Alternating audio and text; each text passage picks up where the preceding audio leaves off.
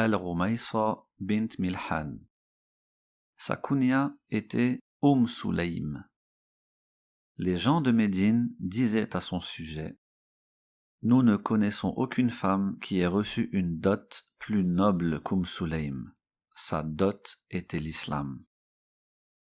Au moment où l'islam est apparu sur terre, al-Rumaysa bint Milhan était une femme parmi tant d'autres. Elle approchait la quarantaine. Elle était mariée à Malik ibn Nadr qui la comblait d'amour et d'affection. Tandis qu'elle était une épouse obéissante et très intelligente, ils formaient un couple idéal. Les gens de Médine les admiraient. Un beau jour, un rayon de lumière islamique arriva à Médine en la personne de Mus'ab ibn Umayr. Le cœur de al-Rumaysa s'ouvrit à son appel comme s'ouvrent les fleurs à l'aube. Peu de temps s'écoula avant qu'elle n'annonce son entrée en islam, alors que les croyants à Médine se comptaient sur les doigts d'une main. Elle appela de suite son époux bien-aimé à la suivre et à se délecter comme elle de la douceur de la foi. Cependant, la poitrine de Malik ibn Nadr n'était pas ouverte à ce message. Il n'était pas rassuré par ce changement.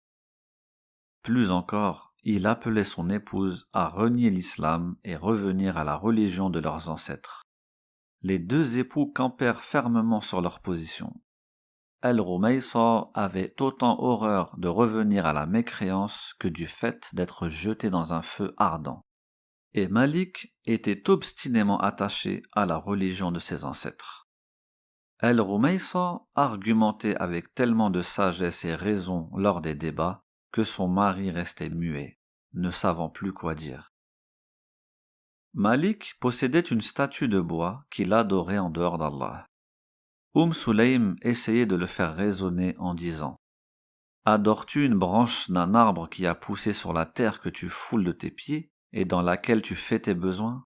Invoques-tu en dehors d'Allah un bout de bois qu'un menuisier de Médine a façonné pour toi?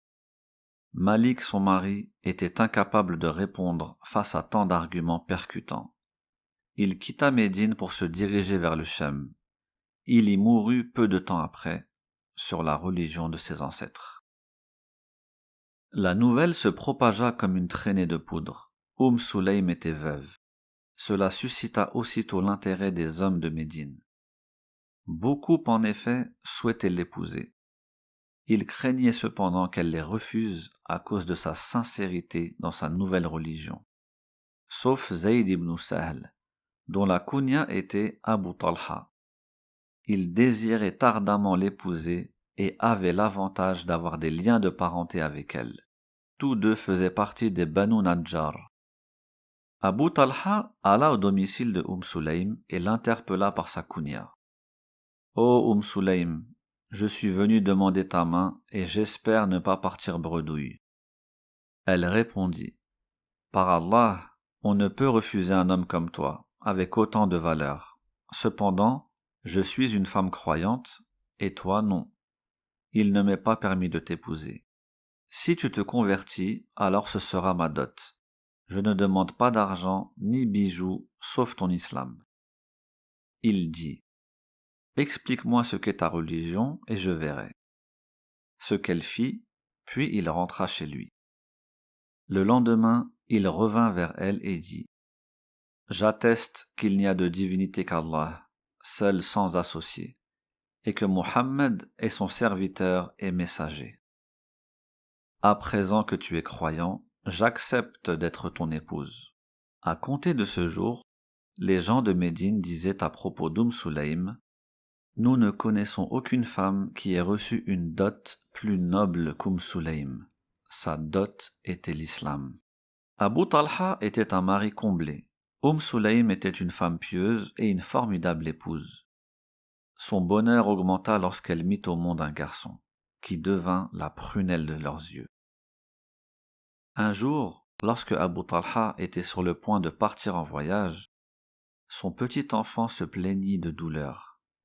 Il hésita longuement à annuler son voyage pour rester avec lui, mais finalement il dut partir. Durant sa courte absence, l'état de son enfant se dégrada et il retourna vers Allah, et son petit corps fut mis en terre. Sulaym demanda à ses proches de ne pas en avertir Abu Talha. Elle le fera elle-même. Abu Talha était de retour de voyage. Son épouse l'accueillit de la meilleure des manières avec un sourire qui illuminait son visage. Ayant pensé à son amour de fils tout le temps, il demanda après lui. « Ne te fais pas de soucis pour lui, il est dans un meilleur état que celui dans lequel tu l'as laissé. » Elle lui posa le repas du soir, s'assit avec lui et discuta. Elle lui rendit le sourire, et lorsqu'il fut repu et détendu, elle lui dit « Ô Abu Talha, si une personne prêtait un objet à un voisin, est-ce du droit de ce voisin de garder cet objet lorsqu'on lui demandera de le rendre? Certes non, il doit rendre cet objet à son propriétaire. Allah t'a gratifié d'un enfant magnifique, la prunelle de tes yeux. À présent, il est temps d'accepter de le lui retourner. » Abu Talha était triste, mais accepta le décret d'Allah et en fut satisfait. Le matin venu, Abu Talha s'en alla voir le prophète sallallahu alayhi wa sallam et lui raconta ce qui était arrivé la veille et le comportement Sulaym. Le prophète sallallahu alayhi wa sallam invoqua Allah de leur donner mieux que l'enfant qu'ils ont perdu et de les bénir. Allah exauça son souhait. Sulaym tomba enceinte. En fin de grossesse, elle revenait de voyage accompagnée de son mari et du prophète sallallahu alayhi wa sallam. Ils approchaient de Médine lorsqu'elle ressentit des contractions.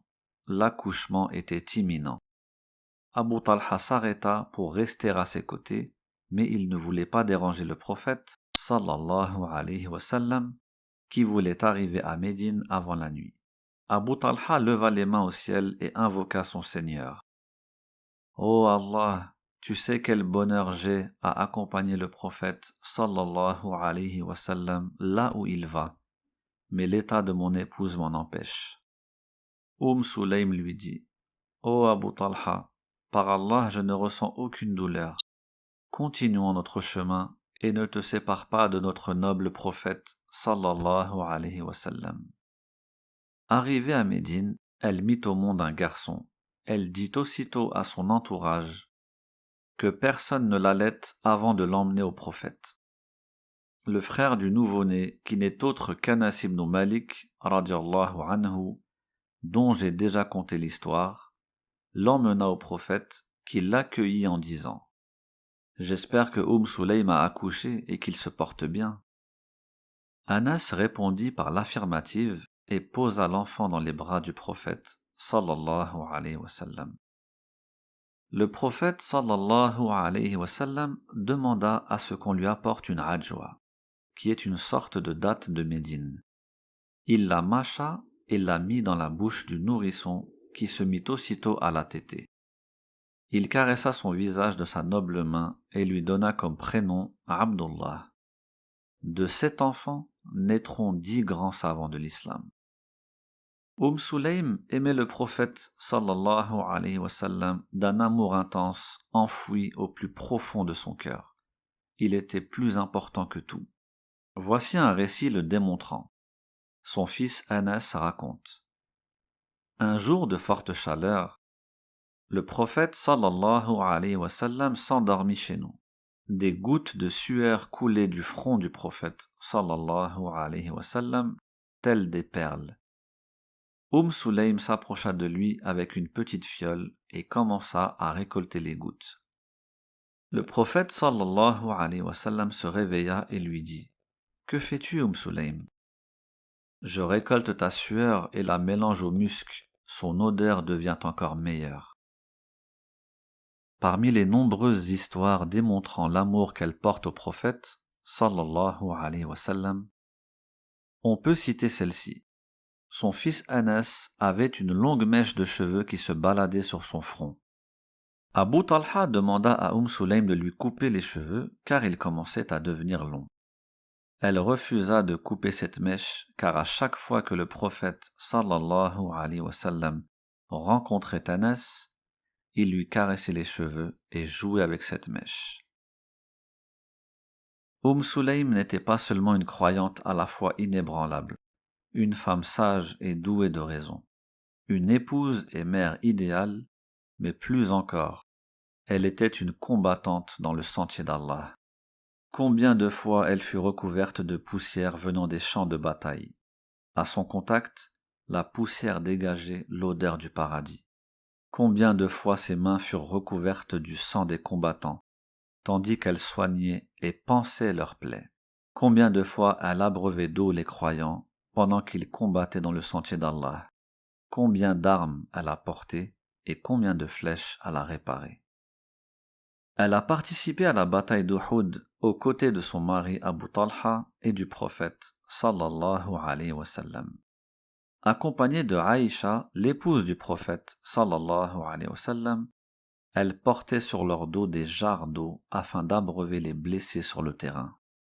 Tout comme elle a participé à la bataille de Hunayn, durant laquelle elle ne se séparait pas d'un poignard qu'elle gardait à sa ceinture. Quand son mari Abu Talha la vit, il dit au prophète sallallahu alayhi wa sallam: Ô prophète d'Allah, mon épouse Sulaym transporte un poignard avec elle.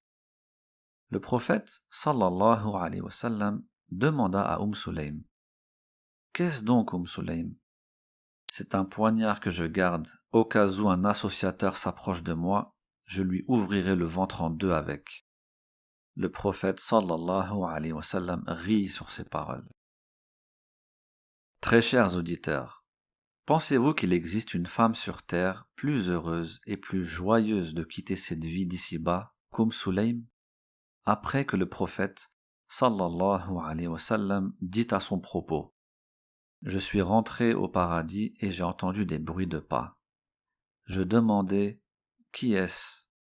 On me répondit: Al-Rumaysa bint Milhan, la mère d'Anas ibn Malik.